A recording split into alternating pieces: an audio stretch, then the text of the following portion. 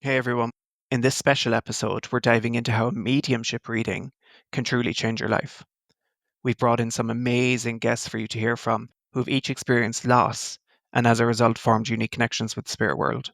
So if you're feeling unsure, have questions, or simply don't know what to expect, this will be the episode for you. Before we speak with our guests, though, we know some listeners may be new to mediumship or unsure of what it actually is. So let's take a minute or two to talk about that first. Carol, why don't you start by explaining what mediumship is? Well, a lot of people think that mediumship is what is actually what we call the psychic. So they'll sign up for mediumship reading and they'll say, okay, can you tell me about my love life and who I'm going to meet and when I'm going to meet him? But that would be a psychic reading because that's talking about you, the living person. A mediumship reading is where the medium will help you connect with your loved one who's passed. So somebody you've known and loved, and they will bring messages from that person in spirit. And that would be a mediumship reading. So the difference is we're reading somebody who is not living versus psychic readings, which is somebody who is living.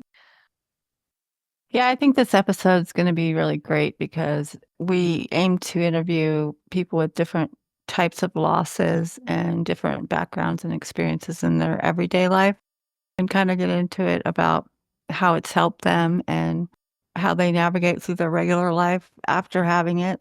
I think it'll be a really great conversation. I'm really excited about it. I've been looking forward to this for a long time because I know that I had fears around my first mediumship reading and I wasn't sure about it and I didn't know what to expect. And now, of course, I know all about it and I love it, but I realized that a lot of people are probably in the same boat that I was. So I've been really eager to let people share their experiences, people who aren't mediums. I love mediumship because of the healing that people can get from it. Mhm. More than anything, it's like you said a while ago, you're not going in almost to find out about your personal life. You're going in to reconnect with your loved one who has now gone back to spirit, so to speak. And a lot of people will lose close members of family, friends, and they'll have a lot of doubts, coulda, shoulda, wouldas. And I love when spirit comes through and clears up those, and then you can see the healing process beginning in the person that's still here in the physical. Uh-huh. I also think it's really cool because I think listeners will find a little more comfort in the subject of mediumship itself because I think a lot of people, when they're not familiar around woo woo anything, there's a lot of fear. And so just by having these interviews with people that aren't mediums and how maybe that changed that for them and maybe opens the door for some of our listeners to look at it differently or to be open to it. Yeah, and the confirmation that people have gotten and received that, wow, life does go on after life. The energy of a spirit, which is what spirit is, that cannot be destroyed. Energy cannot be destroyed. So they do still exist. We just can't see them anymore in the way that we're used to seeing them or hearing from them. And I think that brings a lot of people comfort. But I also know that some people don't think that that's true. And so just kind of listening to other people share their experiences, maybe it gives you that little nudge of going, maybe my ideas aren't right about this. Maybe there really is life after life. And I find that very comforting.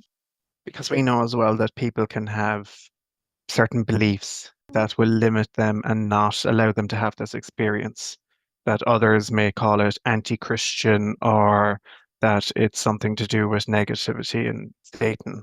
But it's almost like Tracy said a while ago, opening the door and then allowing that healing to begin. It's like if you're shut off from that, well, then the beauty of what you might experience in the reading is then not available to you. Uh-huh.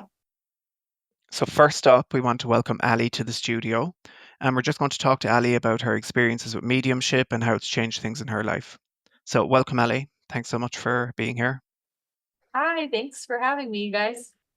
So Allie, just tell us a little bit about how you came to mediumship. Did you always have an understanding of it, or did you have it as a child, or is it something you discovered later on? It started in a weird way because I think I'm like a lot of other listeners out there where, I always like spooky things. And so it was kind of scary for me at first because I had the like Hollywood vision of what mediumship is. Uh-huh. And then I started to ask questions and kind of open my mind to, getting an actual reading with somebody who was experienced and knew what they were doing, especially after loss and grief. I was like really just trying to find a way to make sense of things that were going on around me because I've always been a little more intuitive. So I think I kind of just went into a self-discovery mode of trying to figure out why I felt a little different in some spaces and why I was feeling or seeing or hearing things that maybe didn't want to say out loud because I didn't want to sound like a crazy person. So Something about what you said, I want to touch on the loss part of it. Would you say that you had ever considered having a reading before you had loss, or would you say that loss kind of propelled you into considering getting a reading more? no, I do feel like I had been curious before I had lost, and I didn't even really know what mediumship was, right? Like of just the other side, in my head of like what happens once we die, where are we going? Where's our energy going? And I was always curious of the energies I felt around me, but I wasn't necessarily like putting it into action. I wasn't actively looking for somebody to read for me or any of that kind of stuff.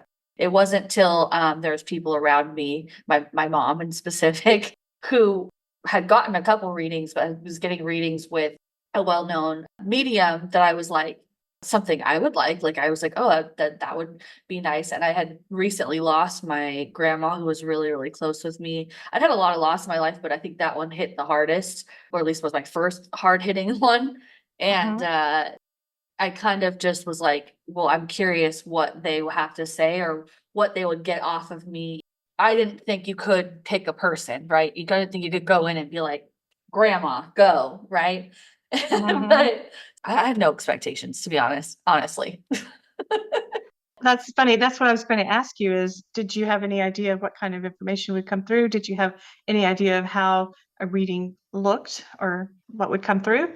No, I think I was kind of skeptical because, I'm a people person and I'm pretty good at reading people. And I think I was afraid that I was going to go into this person that was going to be like, again, going back to that Hollywood trope of, oh, you lost somebody and like, oh, I feel a boy. And then they like read your eyes and go, no, it's a girl, So I think I went in with this idea of I'm just going to accept whatever it is that comes in this reading. And it was really great because even before I went into the reading, when I was just waiting for the medium to come get me, I had a really great experience with just the other people in the room, just from feeling like that connection of energy that made me feel a little bit more open. So then when I did go into the reading, I was a little more open, but it wasn't until literally seconds before the reading that I was like, had high hopes, I guess. I think I just was like, we're going to take whatever's given, I suppose. And did you have any fears about what they might find or what they might say? Oh, yeah. Oh, yeah. I was scared that they were going to maybe, highlight something I didn't want to look at, or, maybe I'd have somebody come through that I didn't necessarily want to talk to. And I did have somebody come through that I didn't necessarily want to talk to. But I also feel like even though I didn't want to talk to that person, the things they said weren't necessarily for me, but they helped. They benefited me in the long run, and they benefited my family when I relayed it later. So. Was your desire, Allie spoke about your grandma, was your desire to connect with your grandma the reason why you went in the first place to the medium? I believe so. Yeah, I think like again, having that curiosity beforehand definitely gave that extra push, a little oomph. But I don't think I would have went and paid as much as I did to talk to somebody if I wasn't so desperate to like hear from her again. Yeah. And did you get any kind of things that you had feared, or was it all just very positive for you? It was very positive. I think even if you get those things you're fearful of, I think they aren't scary because, it's not like, again, going back to when I said at the beginning how I like horror movies and scary things. And so I had this this weird idea of what it was going to be ahead of time. I think that was the fear, was like the scary, oh, I'm going to have like a demon or something's going to follow me home, something silly like that. And that didn't happen. So I think that it was very positive, very uplifting. And I think even if you're scared, I mean, sometimes it's important to do the things we're scared of, Yeah, I appreciate that you're saying that to the listeners, because I think a lot of listeners will have those fears around going to a medium. I know I had them too. we're not the only ones. But I also had a very positive experience and was so grateful that I went. Okay, Allie. So, did somebody recommend the medium to you? And like now that you've had a reading, I'm assuming you've had more. So, how would you recommend somebody's asking you about it for somebody to go to? What would be important to you looking at your first experience as to like maybe other experiences you've had now, that have kind of squashed that? Because I do think that there's a medium for everybody. So, it's not necessarily the same Definitely. medium. I think that if I'm looking for a medium now that I know, or even if I was to recommend to one to somebody in the future, I am fortunate enough that I know a handful of people who are in this world, so I can refer off to quite a few people. But I will say, like Tracy was saying, it's not one size fits all. I think that there's certain people that fit other people's energy better. And I'm not saying you're not going to get a good reading. I just think that it's kind of just like if you're looking for your hairdresser, you might not love their style or the way that they like interpreted what you were looking for. So I do think that that's important. And so I always tell people like, hey, here's a handful of people that I know do well or do good readings or know what they're talking about. But if they feel that they're not a good fit for you, most of them, at least the ones I know, are going to tell you, hey, I think you would be great doing a reading with insert name here. Does And that you answer seem your pretty question? open, Ali, but did you have any beliefs, whether they're religious or anything, that Yeah. made you hesitant before you went for the first reading? Or, maybe this, I shouldn't do this, I shouldn't speak to a Yeah, of dead. course. I'd heard like nightmare stories about Ouija boards and stuff like that. And then I grew up Mhm. Catholic. And so at first, the whole ideal of like no false gods and, all this Mhm. stuff, it got a little in my head. But I will say that I then broke it down to, when you learn in religion, or at least in Catholicism, Father, Son, and the Holy Ghost. Well, what is the Holy Ghost other than the energies around us, Yeah. the ghost of the people in our lives and our loved ones. So it kind of tied in later in life. It took me a second to process, and I still sometimes feel weird when I'm trying to explain mediumship to somebody, or if I'm like telling them how I feel about something belief wise. I feel like I have to justify it. It feels like I feel like a cuckoo person a little bit sometimes. So sometimes I have to say little things to like, I'm like, I believe in science, don't get me wrong. And I believe in God, but this is how brings me closer in a different way. Does that make you more open to, let's say, strangers and not, family or friends? Would you speak about it to someone who's another Catholic, let's say? I'm an esthetician, and so I talk to people all day, every day. And I feel out the vibe, right? Like Hmm. I'm obviously not gonna go and push my thoughts or beliefs Yeah, on yeah. somebody that's not, gonna be open or respectful of them. But I do definitely tell them about it. And I'm like, hey, like I still believe in God, but I believe that this also is part of that in a different sense. And I also am very respectful of, there's some people that quickly are like, ooh, no, not for me. That's perfectly fine. If it's not something that feels like your cup of tea, then that's fine too. I like that you're open on you honor your truth. Yeah. It took me a minute because I think for a minute again I got this where I'm like the okay, hear me out speech before to like to make it so it didn't sound like I'm just over here talking to myself. I mean, I do that too, but What would you say if you could pick one or two things that mediumship did for you from reflecting on your first experience and opening that new doorway for you? How would you say that that played into your everyday life and your own human journey? Yeah, I think for me, mediumship has helped me exponentially. For one, I mean, when you lose somebody, I don't care who it is, like your grandma, your dog, your lizard, anything, like it's hard and having that hole is difficult. And I feel like the fact that I can be in my apartment doing something and miss my grandma or something and just kind of like say something to her or sometimes I'll just kind of like smile because I get a warm, fuzzy feeling knowing that like that energy and that connection is still there. And I get justified. My grandma really liked Elvis, and there was one time I was having a really, really bad day.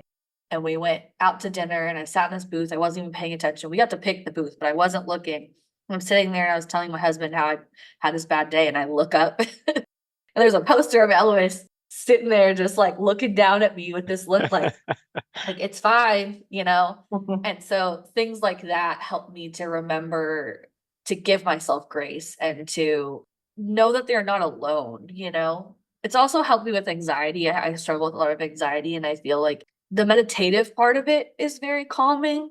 So when my energy is really high and I'm feeling a little bit like on edge, refocusing my attention back to like, we've got this, instead of just me feeling so singular and isolated, and be like, we've got this, as in the people that are around me, whether it be my loved ones or, you know, spirit guides or whoever you want to feel as you're in your presence, has really helped calm me down and feel grounded, I guess. So just grounded and not alone, not isolated.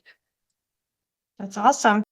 One final question. So, what would you say to the person who is out there listening and they're thinking about getting a reading, but they're not quite sure? What would you say to them? Do it. I would say my biggest thing though is, you know, just make sure that you go to somebody you trust. Word of mouth, I feel like, is the easiest way. You know, sometimes we can Google everything, but you don't know who's going to come up first. So, yeah, just find somebody you can trust, and then just be open. And even if they say things that maybe don't make sense now, just wait, because sometimes like a month later and you'll be like, oh my gosh, that's what they were talking about, you know? Yeah, we call that sitter amnesia, and that does happen sometimes. Well, Allie, we had such a great time chatting with you. Thanks so much for sharing your story and experiences with us and giving up your time. We really do appreciate it. Thank you guys so much.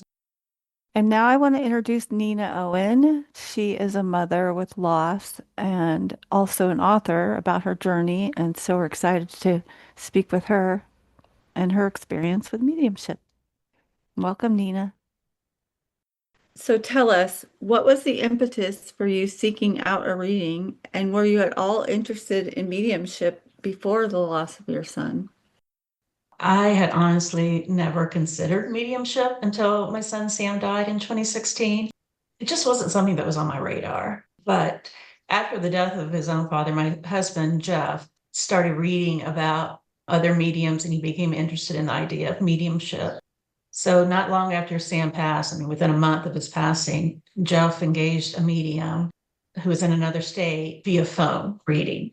At the time, I refused to be a part of it. And I just thought, hocus pocus, I'm not going to do that. I just wasn't open to the possibility that someone could connect with others on the other side. But Jeff shared that recording with me, and I decided to listen. And some of the things this medium said were so specific that it shook something in me, and it opened a window I didn't even know was there. Even at the time, I refused to be a part of it. I just became more aware of it. But it wasn't until I met Carol that that window further opened. So when Carol and I met, we had so many shared experiences, our past, our presence, our dreams, our signs, that it felt like so much more than a coincidence. And I shared my own dreams and visions with her, and she had told me she'd had similar feelings of connection with people on the other side her entire life. She told me about a medium that was at a metaphysical bookstore down in Atlanta. I set an appointment and went down there. And that reading maybe was a little more on the psychic side than mediumship side. It still opened that door even just a little bit more for me. There's no way that everything she said could have been guessed or Googled. So I figured there was something to this. I went home, I wrote all the notes from the session, and just little by little things started to come into place. And from there, I met with other mediums, and the evidence just kept building. There were no doubts in my mind that Sam was reaching out to me. The messages, the validation, they were impossible to ignore. So that journey really began my growth into believe in the afterlife. Before, I was pretty confused about what a heaven looked like and didn't really gel with what I'd been taught, but knew something was there. And this mediumship actually saved my life in a way. I was so devastated after losing Sam that I didn't want to go on, but mediumship changed everything in me and it gave me hope. So that journey, that growth, it has stayed with me. I have continued to seek out mediums and just to try to learn to meditate. So working on that one and just trying to find spirit within myself. But it's an ongoing relationship that I have with Sam and with spirit, and that's pulled me through. Nina, like reflecting back on how you were before you had experienced it, would you say overall you just didn't have an interest, or did you have like some kind of upbringing to give you a fear around it, let's say, or a religious feeling about it, and like family members, friends? And how do you navigate through that now with your own growth of your own understanding that you have of it now, if that makes sense? Oh, it does. Yeah. Well, growing up, I was in a very strict religious environment. It was all hell and brimstone. So that's how I was brought up. So when I became an adult, I was very turned off to all that. And especially when I had my own kids, I was like, there's no way it can be this black and white. So at the time of Sam's passing, and actually for the previous 20 years, I had just been turned off by organized religion, even though we did go to church and we went to more of an open, not dogmatic church. I just couldn't factor it all together. And I honestly just didn't take the time to do it, which seems kind of crazy, but I had never actually lost anyone close to me to that point. My grandmother was still alive when Sam died, so I hadn't really had to deal with loss. So when this happened, it did kind of like fill in a lot of the blanks for me. And I began to think that there's something. And then I had my own dreams where I know Sam was connecting, and I had some visions that were just so much more than a coincidence could be, that I began to share those with other people. And some friends have been accepting, and some are like, yeah, well, I dreamt that too, or, or something. They sort of discount it. So my truth is my truth, and I'm not embarrassed to talk about my belief in mediumship or in spirit. It's just, certainly there's some people that are not accepting of it. I love that you honor your own truths, Nina, because I was going to ask that. How comfortable would you feel, let's say, sharing your experiences with others? And then some might accept them and some will just dismiss them out of hand. But to be fair to those people, if they don't have experience, or maybe they're of the same mindset that you were before your loss, well, then they're not kind of open to it in the way that you now are, right?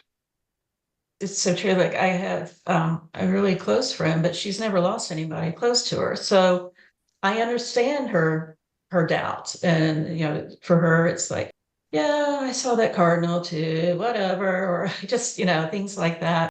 But I am not afraid. In fact, I wrote a book about my experience, and it's called Throwing It All Away, Son's Suicide and a Mother's Search for Hope. And in that book, I document things that happened to me, like a truck turning in front of me that said, "There's hope," when I was reaching out to Sam, a cardinal in my house, all these things. So I put it out there to anybody who's open to reading the book, my experience. So I wear that proudly, and no, it's not for everyone, but that's okay.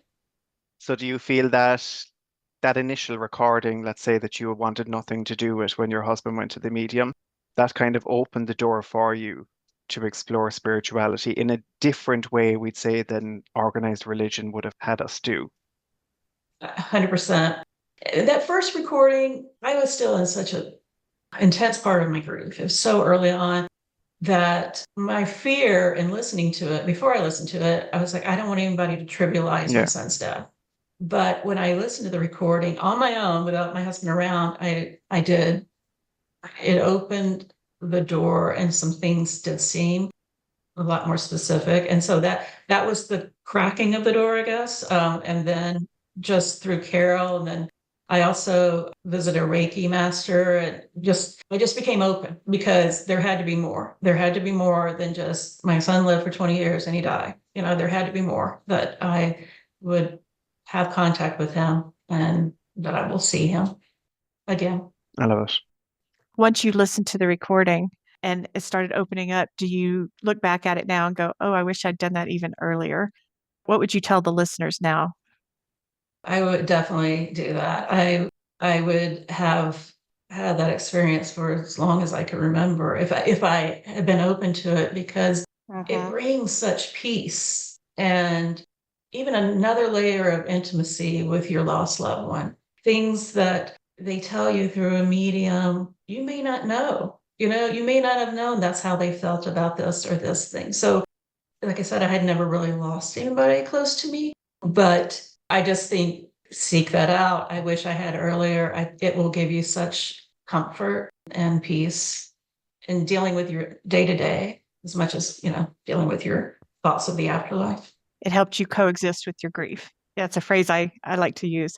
Yeah, 100%. So be honest. Did you go into your first reading with a code word? Did you have an expectation of, if they talk about X, then I'll believe? Oh my goodness, that's good, because somebody just said something to me yesterday about that. I don't know that I did. I don't think so. Not with the first reading, maybe with the second. I was more like, okay, if they say something about, something that there was no way they could know, like the name of a dog we had in the past, or the name of, of a specific name of someone. And so I didn't have a code word. So do you recommend going in with no expectations or expectations? Yeah, no, I think no expectations. I think just being open. And I know that I have a friend who had a medium reading, and she was just like discounting things that weren't so specific, that she closed her mind to the whole process. And I don't think you can look for those necessarily. You have to have those specific things. Although I've had readings where it's been as specific as, like, I lost my aunt and I had a reading, and the medium was like, does the name Dorothy mean anything to you? And my aunt Dorothy's funeral had been the day before. And, no similar last name, nothing that would be researched at all. So you do get specifics, but I think it's good to not go in there wanting those or needing those, I guess. Nina, do you think now that you've had, several readings, what would be like your advice if somebody asks you for a recommendation? Because, like, as mediums, we all work differently and like different strokes for different folks, that type of thing, style wise. But I'm sure now that people know you, and especially with your book, they might ask for your input. So what advice would you give somebody who has lost that would like to see a medium? I have actually recommended that to a lot of friends, people that I've met through networking with my book that have also lost their children. And it's amazing when you do have a loss like that, you are open. But it seems to be universal almost to the people. Things they had never thought about, but they just want more. So I highly recommend just going into it with an open mind, open spirit, knowing that it's going to give comfort. You're not going to hear anything bad. You know what I mean? There's not going to be anything that's going to make you feel worse. Not in my experience. It's always things that uplifted me. And that, I think that sometimes maybe people are afraid they're going into that and they're going to find out their child hated them, or, that just definitely was not my experience. Yeah, I think there could be a lot of fear around those things with even psychic readings. Like, I don't want somebody seeing my whole life, or I don't want to know the trouble I had with my husband in spirit or whatever. And so I just kind of wondered if any of that came into your mind before you had a reading, even before you considered it, or when you were considering it. I was nervous about seeking a different medium, afraid they were going to tell me something that I didn't want to hear, or something that didn't feel right. That really did not happen. I mean, I've had readings where maybe people didn't exactly have touch with Sam, but another loved one came through, or maybe they just weren't able to get it at all. But I don't put that off as, oh, mediumship is not accurate. It was just that experience didn't work out. I'm going to try again, trying it with another medium or the same one at a different time. So you remain open no matter how that individual experience goes. And can I ask you, Nina, so you get the healing from a mediumship reading, but then do you enjoy the other aspect of it where you now kind of dabble in it yourself and look at all the experiences you get from your book and exploring your spirituality more? And then Sam would love to see that and love watching you do that. I think he does. I think he's proud of me. In the book, I share like 5 chapters are actually written by him. So, because he was struggling and he documented what he was going through, and he was a really good writer. And I feel pretty happy that I have shared not only that, but the mediumship part, how he spoke back to me through spirit, through a medium. And yeah, I do.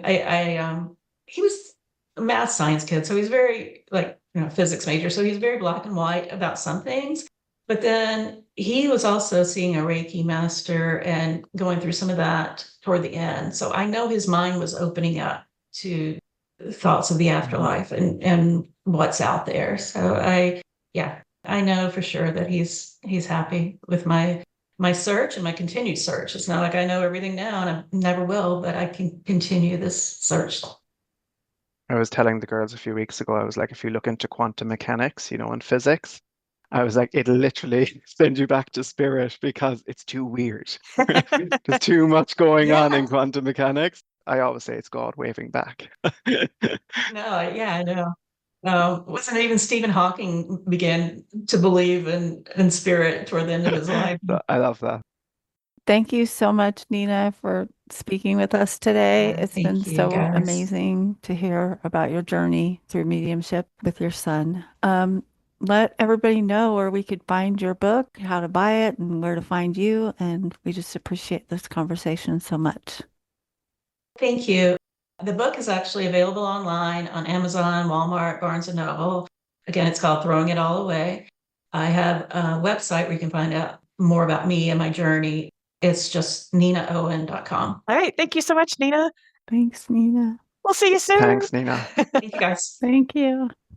Bye. So we hope you enjoyed listening to Allie and Nina today. We really enjoyed chatting with them and appreciate them giving up their time to chat with us and share their stories and experiences with you all. In our next episode, we'll chat to Rhiannon and Chris, a married couple who lost their son. So I encourage you to do watch out for that. See you next time. Bye.